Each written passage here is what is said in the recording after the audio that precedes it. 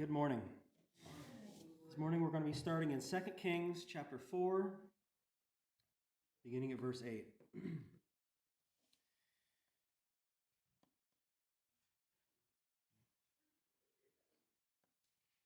Now it happened one day that Elisha went to Shunem, where there was a notable woman, and she persuaded him to eat some food. So it was, as often as he passed by, he would turn in there to eat some food. And she said to her husband, "Look, now I know that this is a holy man of God who passes by us regularly. Please let us make a small upper room on the wall, and let us put a bed for him there, and a table, and a chair, and a lampstand, so it will be, whenever he comes to us, he can turn in there." I wanted to find a lesson on hope this week. There are a lot of things that we hope for. There are a lot of hopes that we have in life. There are a lot of people that are losing hope. There are a lot of people that are running low on hope lately. And this story is kind of a complicated story on hope. But it starts out with the prophet Elisha, and he's traveling around and spreading messages as prophets do. And there's this village of Shunem where this woman sees him coming and going. She recognizes him as this holy man, as she says, and she wants to set up this upper room for him. Now, what they would often do is this would basically be like a top floor or a rooftop kind of setup, and they would have kind of their own outside staircase to get to it. So they had their own privacy. It was almost like a mother-in-law suite that some houses have, as they call them. So it was almost like he had his own little mini hotel room, I guess. He just have a bed and a desk and a lamp and a chair to get some rest and recover and continue on the work that God has for him. She's feeding him as he comes by, and she wants to be able to support him more. So, verse 11. And it happened one day that he came there, and he turned into the upper room and lay down there. Then he said to Gehazi, his servant, "Call this Shunammite woman." When he called her, she stood before him. And he said to him, "Say now to her, 'Look, you have been concerned for us with all this care. What can I do for you? Do you want me to speak on your behalf to the king or to the commander of the army?" She answered, "I dwell among my own people." Now, I'm not sure why Elisha is having Gehazi speak to this woman. I don't believe there should have been a language barrier, because she was right there in Israel with them.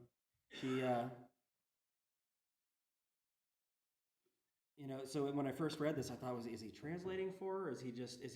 Maybe she wasn't right there with him and he was kind of going to her. But anyways, he was kind of a go-between for Elisha, and he wants to help her out. She's done this great deed for him. He appreciates it, and he wants to return the favor somehow. So he says, can I put in a good word for you with the king, or with the lost my place. Yes, the commander of the army. And she says, "I dwell among my own people." She's like, you know what? I'm not in some foreign place where I need a hand with these kinds of things. I'm in my own country. These are my own people. I'm fine with that. So that wasn't something that he could really help her with. Going on to verse 14. So he said, What then is to be done for her?" And Gehazi answered, "Actually, she has no son, and her husband is old." So he said, "Call her."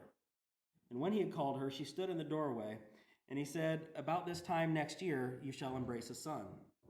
And she said, "No, my lord, man of God, do not lie to your maidservant." This seemed like something that she was probably hoping for. At some point in her life, she probably once hoped for a child, but now she's getting older, her husband's getting older, she doesn't have one. And she probably at some point had that hope and then came to peace with the idea of no longer having that hope. And now she's afraid. She's afraid because it seems like Elisha might be getting those hopes up again. She's saying, "Don't mess with me. Don't lie to your maidservant." It reminds me of God's fulfilled promise to Abraham when he promised him that he would have a son. and he was so far later in life. So she's kind of worried because she's probably had this hope and lost it, and now she potentially could see it again. Verse 17 says, "But the woman conceived and bore a son when the appointed time had come, of which Elisha had told her." Now she's given hope again. She received this son, she received this child, she received what she had hoped for all this time. So now she has this hope. Now she has what she once hoped for and possibly not hoped for again. Verse 18, "And the child grew. Now it happened one day that he went out to his father, to the reapers. And he said to his father, 'My head, my head.'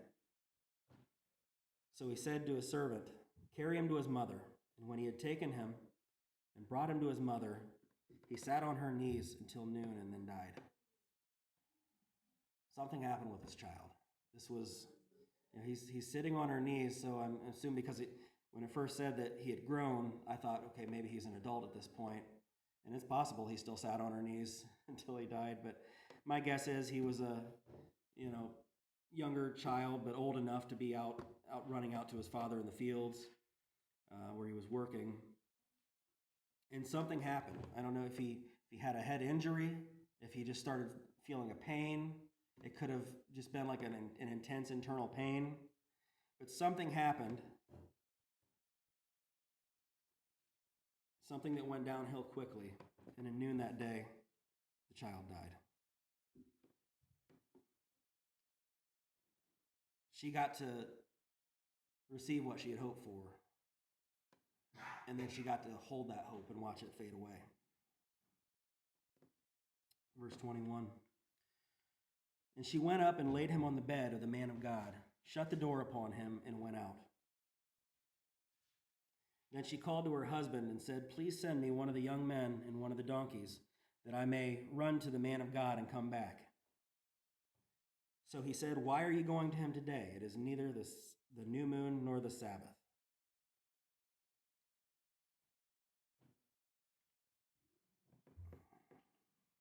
And she said, 'It is well.'" She hadn't lost all hope. It makes me think of the story behind "It is well" him. She's not saying, "I'm fine with what's happening." She's saying, "I know it's going to be all right. I know we're going to get through this. It is well. It's going to be okay." She hadn't lost all hope yet. Verse 24. "And she saddled a donkey and said to her servant, 'Drive and go forward, and did not slacken the pace for me unless I tell you.' And she departed and went to the man of God at Mount Carmel. So it was when the man of God saw her afar off that he said to his servant Gehazi, 'Look, the Shunammite woman. Please run now to meet her and say to her, "Is it well with you? Is it well with your husband? Is it well with your child?" And she answered, "It is well." How much faith does it take to say, "It is well," or to say, "It's going to be okay," or "I'm going to get through this," or "I'm going to be all right," when your child just died and somebody asks you how they're doing? It had to have taken a powerful faith. She knew her God. She knew what he was capable of. She knew that he could get her through this, whatever the outcome ended up being. Verse 27. "Now when she came to the man of God at the hill, she caught him by the feet. But Gehazi came near to push her away. But the man of God said, 'Let her alone, for her soul is in deep distress, and the Lord has hidden it from me and has not told me.' So she said, 'Did I ask a son of my Lord? Did I not say, do not deceive me?'" She caught him by the feet. She fell at his feet and grabbed at him like she's begging, she's pleading. She had this hope that she once thought she lost, and it seemed to be lost again. Verse 28, what does she say? "Did I ask a son of my Lord? Did I not say, do not deceive me?" She's saying, "Didn't I tell you not to get my hopes up? Didn't I tell you I don't want my hopes up again?"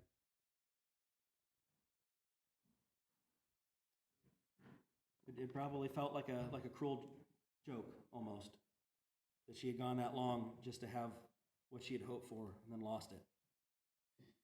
Verse 29. Then he said to Gehazi, "Get yourself ready and take my staff in your hand and be on your way. If you meet anyone, do not greet him. And if anyone greets you, do not answer him." He's not telling him, just be rude to everybody you see. He's saying, don't let anything hold you up, basically. But lay my staff on the face of the child. And the mother of the child said, "As the Lord lives and as your soul lives, I will not leave you." So he arose and followed her. Now this staff, this wasn't like some magic wand. This wasn't this magical, powerful tool that he was using to try to heal this kid. This wand was, it was symbolic of God's power. It was symbolic of God's authority. And by laying this on the child, Elisha was saying that it was signifying that this prophet was coming. It was signifying that he had faith that God was going to heal this boy. So now her hopes are probably starting to rise back up again. This prophet is sent someone off to do something that is seemingly going to heal this child. So now her hopes are probably up again. He clearly gives the impression that this boy is going to be healed. And I want us to make sure we don't miss some really important words here in verse 30. She swears this oath to him that she's going to follow him, but she says, "As the Lord lives." And I think that's an important thing not to miss here. She's saying, "As the Lord lives." She's affirming her hope in God. She's affirming her hope that she's trusting in the living God.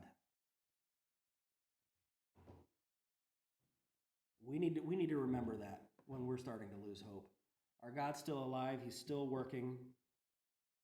Hope isn't lost. So her hope is probably building back up because he just sent his servant to go and lay this staff on him. Verse 31. Now Gehazi went on ahead of them and laid the staff on the face of the child, but there was neither voice nor hearing. Then he went back to meet him and told him, saying, "The child has not awakened." Hope's back down. She was expecting this healing, and now he comes back and says, "No, he's not awake. It didn't do anything. It didn't wake him up. It didn't heal him." So hope probably went back down at this point. She's probably wondering at this point, how much more of this can I take? It seems like things are going great. Now it seems like things are going terribly. Now it seems like things are going great. Now it seems like things are going terribly. It's probably wearing on her quite a bit at this point. Verse 32. When Elisha came into the house, there was the child lying dead on the bed. He went in, therefore, and shut the door behind the two of them and prayed to the Lord. And he went up, he lay on the child, put his mouth on his mouth and his eyes on his eyes and his hands on his hands, and he stretched himself out on the child, and the flesh of the child became warm. He returned and walked back and forth through the house, and again went up and stretched himself out on him. Then the child sneezed 7 times, and the child opened his eyes. And he called Gehazi and said, "Call the Shunammite woman." So he called her, and when she came in to him, he said, "Pick up your son." So she went in and fell at his feet and bowed to the ground, and then she picked up her son and went out. Flip back with me, if you would, to 1 Kings chapter 17. Now, Gehazi is the servant of Elisha. But in this context of who they are and what they're doing, I would look at him more like an apprentice. Kind of the way that Elisha was with Elijah prior to this. And then when Elijah died, Elisha took the reins. But back in 1 Kings chapter 17, we see where Elisha learned how to do what he just did. 17, verse 17. Now it happened after these things that the son of the woman who owned the house became sick. And his sickness was so serious that there was no breath left in him. So she said to Elijah, "What have I to do with you, O man of God? Have you come to bring my sin to remembrance and to kill my son?" And he said to her, "Give me your son." So he took him out of her arms and carried him to the upper room. Sound familiar? laid him on his own bed. Then he cried out to the Lord and said, O Lord my God, have you also brought tragedy on the widow with whom I lodged by killing her son? And he stretched himself out on the child 3 times and cried out to the Lord and said, O Lord my God, I pray, let this child's soul come back to him. Then the Lord heard the voice of Elijah, and the soul of the child came back to him, and he revived. And Elijah took the child and brought him down from the upper room into the house and gave him to his mother. And Elijah said, See, your son lives. And the woman said to Elijah, Now by this I know that you are a man of God, and that the word of the Lord in your mouth is the truth. So here's this experience that Elisha would have learned from Elijah, and it's what he had to do to restore him here. You know, it's almost as though he was like the conduit that God was moving through to heal this child.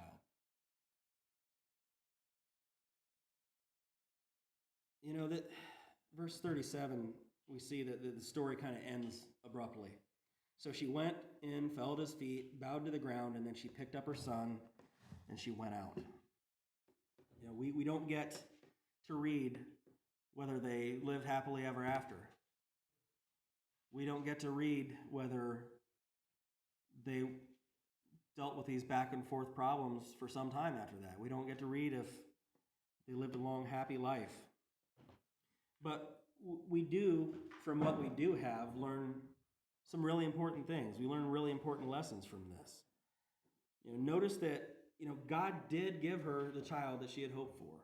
And ultimately, he did heal him. And she had this living son. He knew all along that it was going to happen this way.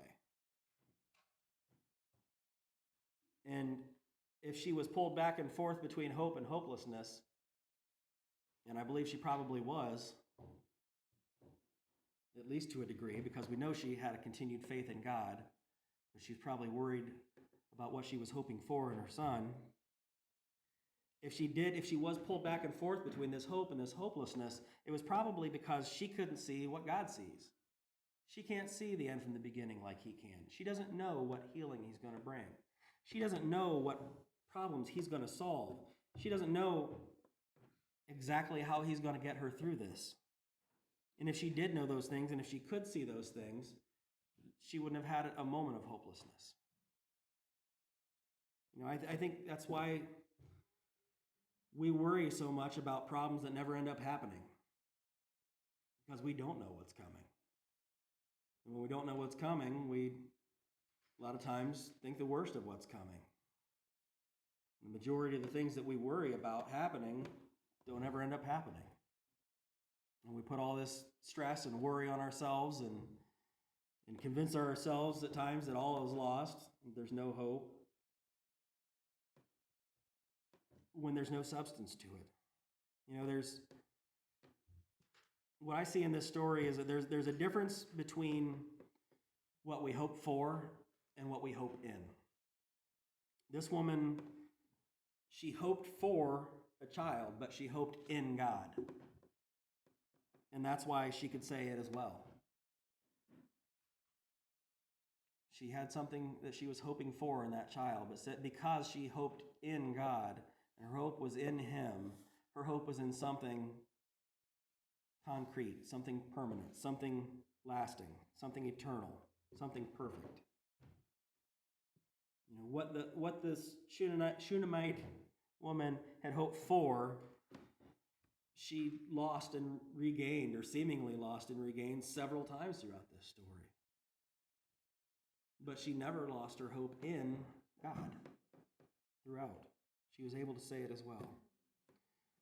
You know, the things that we hope for, whether it's, you know, love or friendship or good health or financial security, whatever it may be, you know, the things that we hope for in life, sometimes we get them. And sometimes we don't. Sometimes we lose them. And sometimes it's a back and forth, as we see with them. Things will go well, then they'll go terribly. Then they'll go well, then they'll go terribly. And it can be kind of a yo-yo thing. But that happens with the things that we're hoping for. And how well we get through those times depends on what we're hoping in. If God is who I'm hoping in, then when I'm, navigating these things that I'm hoping for, it becomes so much more bearable. It becomes so much more peaceful. We're able to say things like it is well. We're able to say it's going to be okay. Even if things don't feel okay right now, even if I'm not okay right now, I know it's going to be okay. Not because of what I'm hoping for, but because of who I'm hoping in. And that's what we need to do. We need to focus on where our hope lies. Is our hope lying in temporary things that could come and go in an instant and take our hope with it? Or is our hope in an eternal God who promises to never leave us, forsake us, who promises to get us through those hard times? So let's try to examine ourselves and where our hope lies.